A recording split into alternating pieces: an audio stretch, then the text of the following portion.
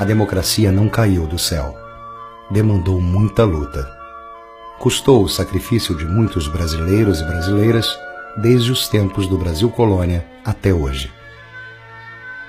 Esta história viva foi escrita por todos que durante 5 séculos lutaram pela justiça e pela liberdade.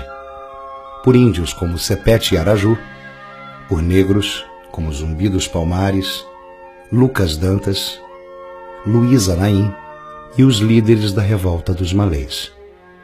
Por Tiradentes, Frei Caneca, Cipriano Barata, Bárbara Alencar e por todos os que lutaram pela independência do Brasil e pela República. Pelos escravos que fugiram em massa das fazendas e pelos abolicionistas como Castro Alves, Luiz Gama e José do Patrocínio.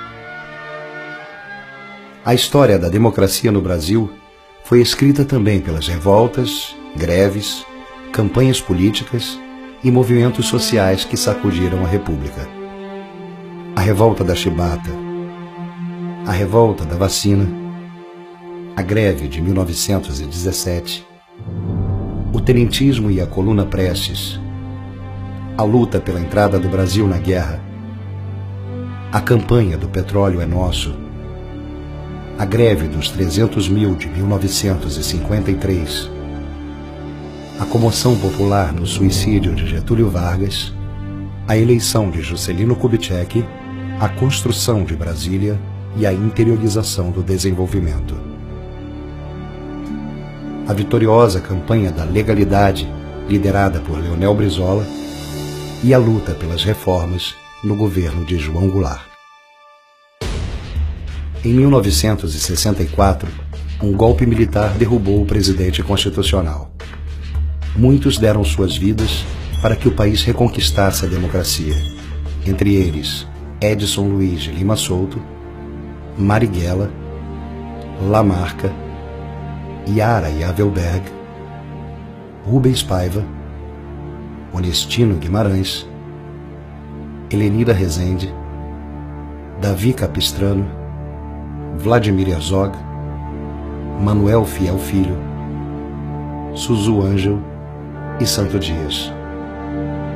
Mais de 400 brasileiros foram assassinados pela ditadura. Dezenas de milhares foram presos, torturados, exilados. Nunca serão esquecidos. Como esquecer os artistas, compositores, cineastas, intelectuais, religiosos que resistiram à ditadura? Como esquecer as grandes passeatas estudantis e as greves operárias de 1968? Ou a resistência armada contra o regime militar? Ou o trabalho de formiguinha nos bairros, nas igrejas e nos sindicatos durante os anos de chumbo? Como não lembrar da anticandidatura do Dr. Ulisses Guimarães, da estrondosa derrota da ditadura nas eleições de 1974 e da ação incansável da OAB e da ABI? Foram tempos de muita luta, da campanha pela anistia, das grandes greves dos trabalhadores, de firmeza e indignação do povo diante dos atentados terroristas promovidos pela ditadura. Da campanha das Diretas Já, o maior movimento de massas de nossa história. 10 milhões de brasileiros saíram às ruas exigindo votar para presidente, isolaram a ditadura e abriram caminho para a reconquista da democracia.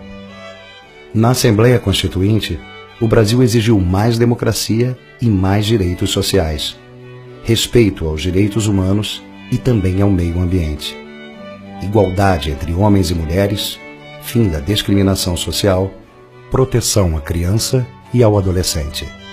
O recado foi claro. O povo não queria uma democracia formal, só de fachada.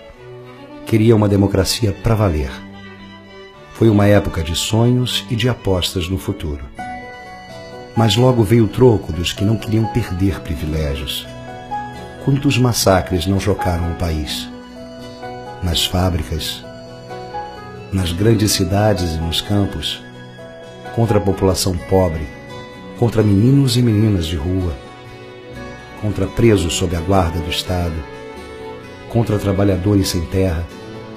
Quantos mártires o Brasil não teve de chorar? Margarida Alves, Marçal de Souza, Padre Josimo, Chico Mendes.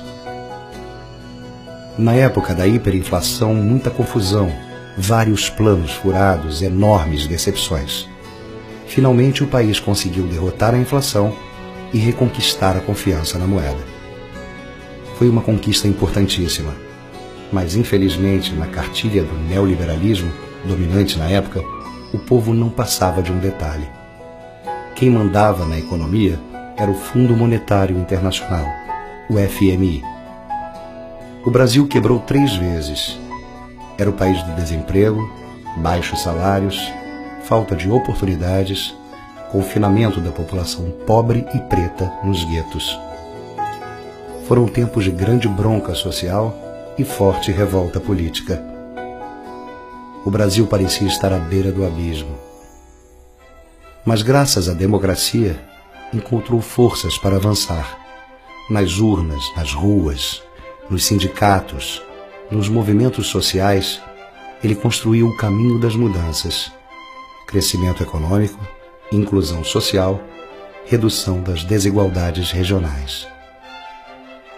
E assim, em 2002, o país elegeu o primeiro operário presidente da República e reelegeu-o em 2006. Em 2010, também pela primeira vez em nossa história, entregou a uma mulher o comando do país. Ela foi reeleita em 2014. Tempos de esperanças, tempos de oportunidades, tempos de mais democracia. O Brasil entrou no século XXI apostando no futuro e confiando em si mesmo.